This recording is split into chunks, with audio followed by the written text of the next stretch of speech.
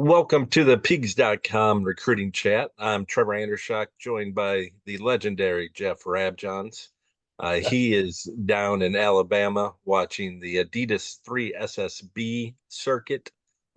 Numerous IU recruiting targets down there. I watched the Nike EYBL today. They're in Cartersville, Georgia, just north of Atlanta. Short a short session for the EYBL teams. Really just three main sets of games tonight, Rabbi. I think you had a much fuller day.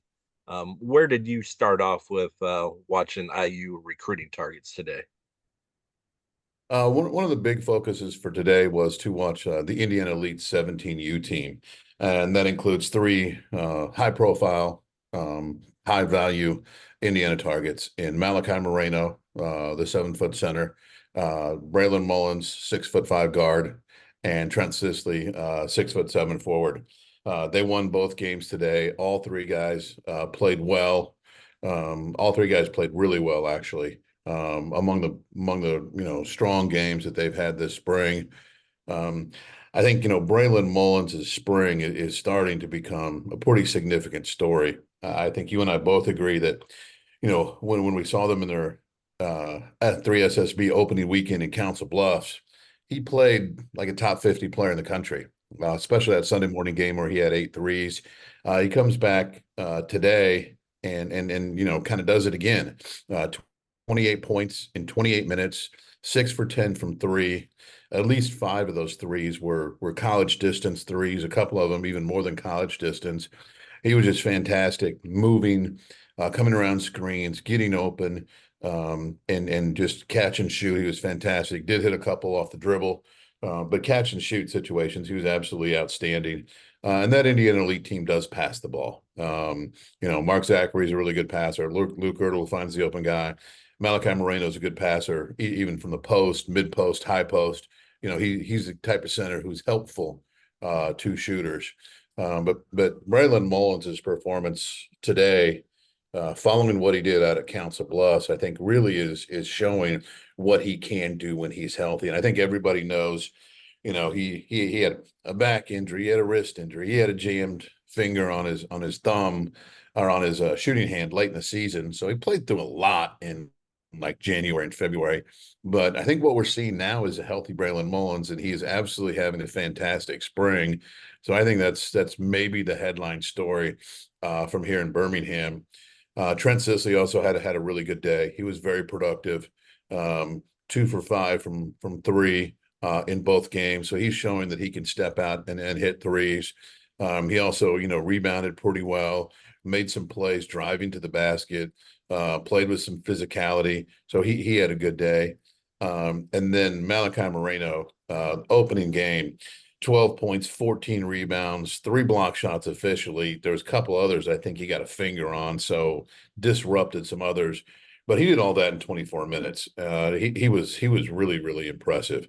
So those three guys, all big time IU targets. All they had a really, really strong start to this AAU weekend. Yeah, it should be noted, college coaches, D1 coaches cannot be out this weekend. That opens up in 2 weeks. May 17th through 19th is the only evaluation period for D1 coaches this spring. So there was no Indiana presence at these games. But obviously, Braylon Mullins is shaping up to be the story of the spring so far. You throw in the 2 games today, he played really well, and obviously in Council Bluffs he was great. It seems like a lot of people who haven't seen him a lot are kind of surprised by his athleticism more than his shooting. Um, how do you weigh, his overall size and athleticism against his skill set, his shooting, and now and kind of going forward into college? Well, he is one of those guys who's kind of like, to use the generic term, he's a sneaky athlete.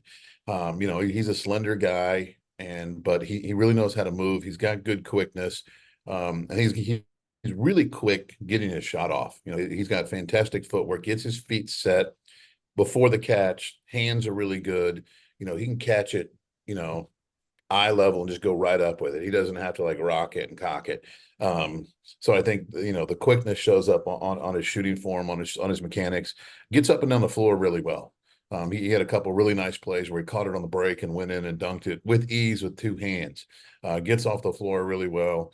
Again, he's not some, you know, ultra, you know, blazer up and down the court, but he does have plenty of quickness. He's got plenty of foot speed, and I think he's got really good IQ and anticipation too. And those certainly, you know, kind of dovetail pretty well when you've got his kind of sneaky athleticism. So yeah, he definitely has, you know, plenty of athleticism to play at the high major level and to be, in my opinion, to be productive at the high major level.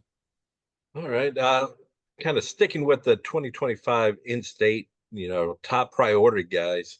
I saw Jaylen Harrelson and Indy Heat tonight. They played a JL3 team out of Texas.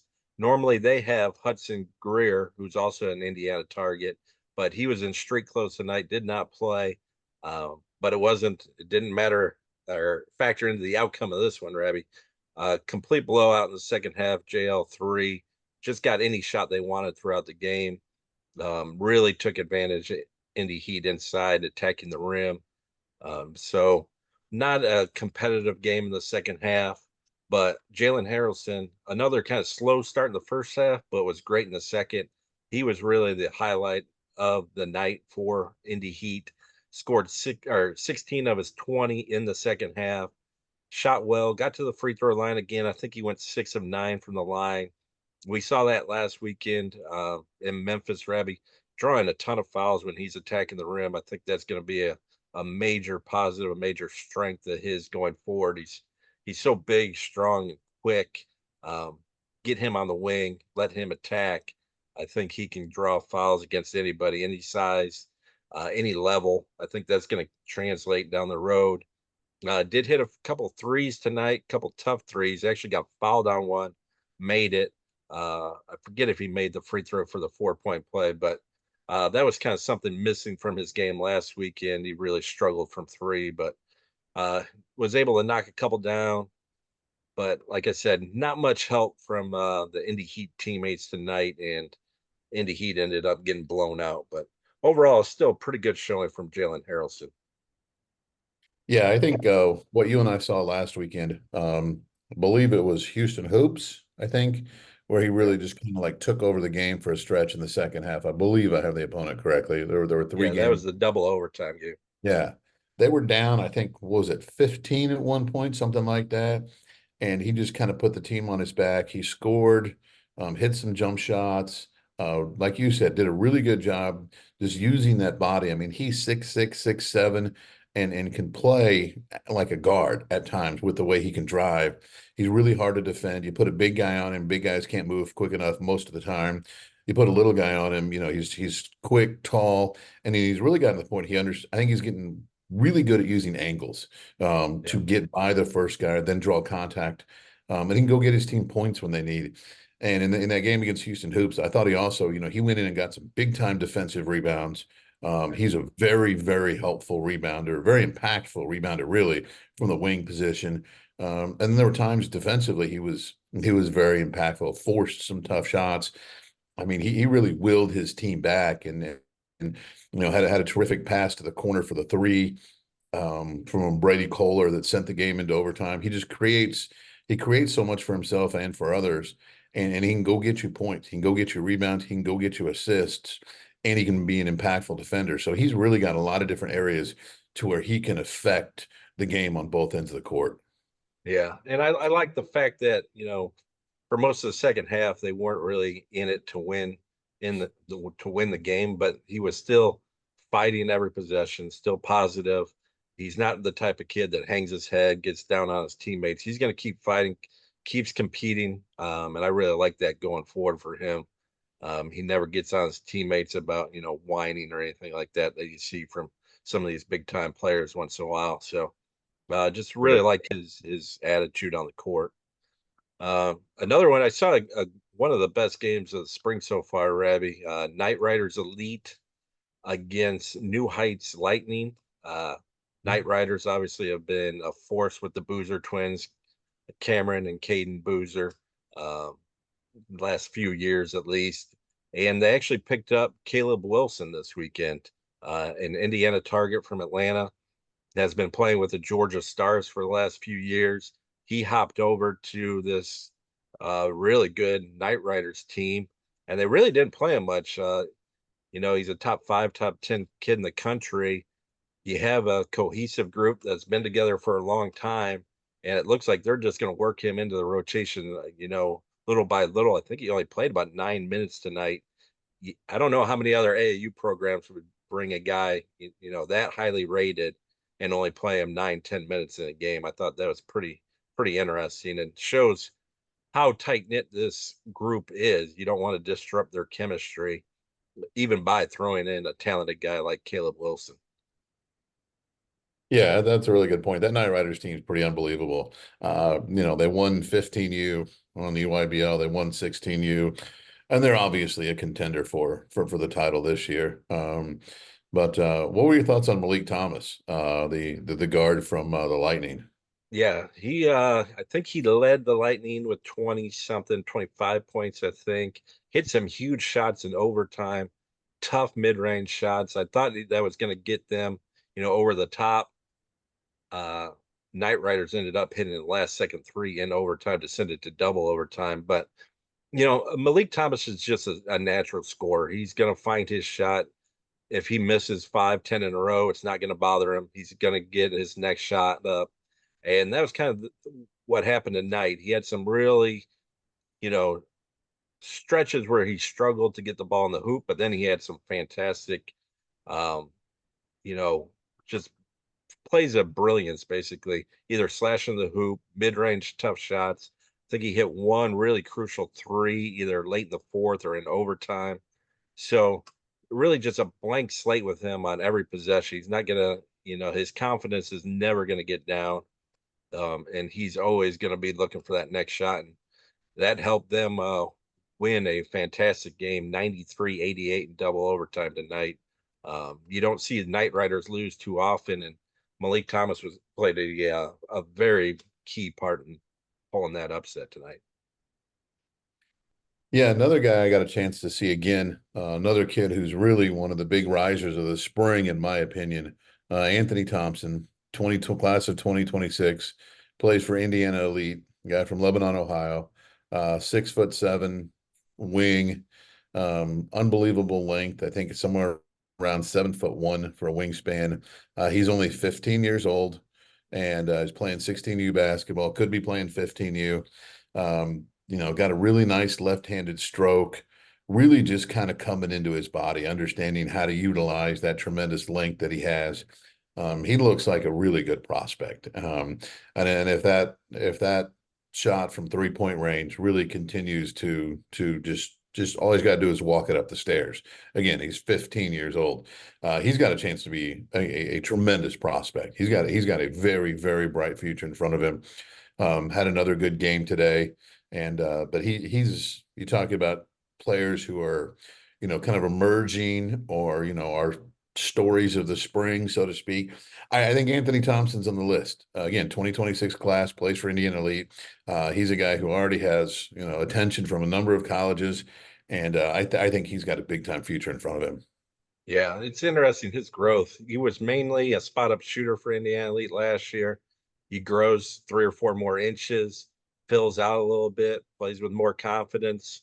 Like you said, he hits threes, hits difficult threes. It's not just stand still, wide open threes. He'll hit shots over guys, hit shots over closeouts, get his feet set quickly. And then defensively, he's got some really good instincts. He can play all over the court, really has great timing, blocking shots, reading passes, things like that. I think his anticipation has really taken a step forward this year and should only improve further down the road. Like you said, I mean, the upside's incredible. The thing that puts him over the top for me are the defensive instincts.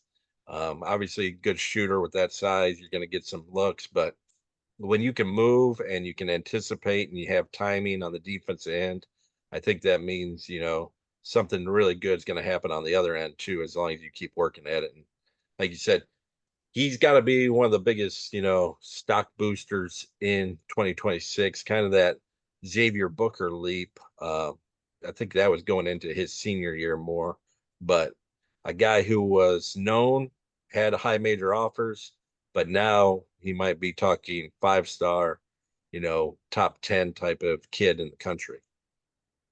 Yeah, I think he has that potential. I really do. And it's really, we saw him in Council Bluffs and it was kind of like, whoa, okay. All right, that was impressive. Can you do it again? Oh, yeah. All right. And then you do it again. And then you come down here to Birmingham, do it again. Like it's getting pretty impressive. Another guy I got a chance to watch full game of today is Manny Green, about a 6'6" wing from the Atlanta Celtics, a guy with an Indiana offer. Obviously, Atlanta area. Indiana's had some success there, connections there, and he's got a really stout frame right now already. He's a 2026 prospect playing 16U. Skills are continuing to improve. And again, being 2026, he's got some time in front of him. He's probably national top 60, 70 kid right now, but a chance to move up from there. Really knows how to use that body, drives it well, can be physical, can create contact. He's not just one of those guys who can function when somebody else initiates contact. He can be the guy who initiates contact. And as he gets a little more aggressive, as he gets a little more confident in his shot, I think Manny Green is another guy on the IU radar that's going to become pretty interesting here as we go throughout the rest of spring and summer. What kind of role or position is Manny Green playing right now? And do you think he sticks in that same frame going forward, or do you see something different with him in the future? He's he's mainly a three who is more of a slasher than shooter right now, because he can really use that frame. He's got really good quickness, got a good first step, and again knows how to initiate contact. Can use those. He's got pretty solid shoulders. Knows how to use them. Can get into defenders. A little more of a slasher right now. And I think as the shot gets a little better, I think he'll have a chance to add that to his game. But right now, I think probably he projects as a fairly physical three, a fairly physical, good size wing at the college level. I gotcha. Anything else you're looking forward to tomorrow? Obviously, with Indiana Elite, the 2025 group having so many IU targets that can take up a lot of your time. But anybody else that you're looking forward to seeing tomorrow? Yeah, want a chance to see point guard Mikal Brown. He's a guy that Indiana's been in on for a little while now, Yeah. and is talking to IU about a possible visit. So I want to see Mikal again. I want to see Nate Ament, about a 6'7" wing from the Washington D.C. area, a guy who IU assistant Kenya Hunter went out to see this year during the season. So I want to see him. And also I want to see Taylor Kinney, Gabe Weiss, Jonathan Sanderson.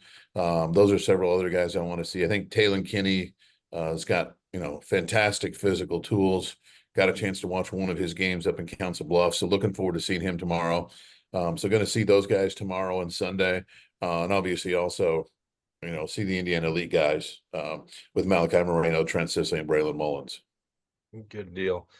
For me, I'm looking forward to see Trey McKinney and Darius Acuff again. Obviously, we're really good in Memphis, so want to see them continue. See exactly, I thought Trey McKinney took more threes, and got to the basket more than I'd seen him in the past. He was a tough shot maker and tough shot taker in the past, especially in the mid range. I thought he was able to get some easier shots going to the rim and some spot up looks from three in Memphis. I want to see if that's really something he's changed in his game, or if that was kind of a one-off situational thing where he was just, seeing the floor, or that was what the defense was giving him. So really want to see if that's been a conscious change or something that just happened last weekend. All Yeah, right. that final stretch of the Darius Acuff Trey McKinney game that we both watched in Memphis, that was pretty impressive. Yeah. They just took over the game. I mean, they both hit threes. I think they both set each other up at various times for threes. That one time Trey McKinney started a drive, and the guy leaves Darius Acuff to double Trey McKinney. And Trey just like, "Well, here you go. You know, your Yeah. turn. You make a three." I was like, "That's," but they dominated whatever it was, last 3-4 minutes, something like that. I mean, Yeah. they just absolutely took over. I thought that was really impressive by both of them, but especially by Trey McKinney. Yeah, I think they were down when that started, and they rattled off 17 points between the two in the final 250 to make it look like it was an easy win for them. They just flipped the switch and it was over. Yeah, they were really good. They were really impressive that stretch there in Memphis.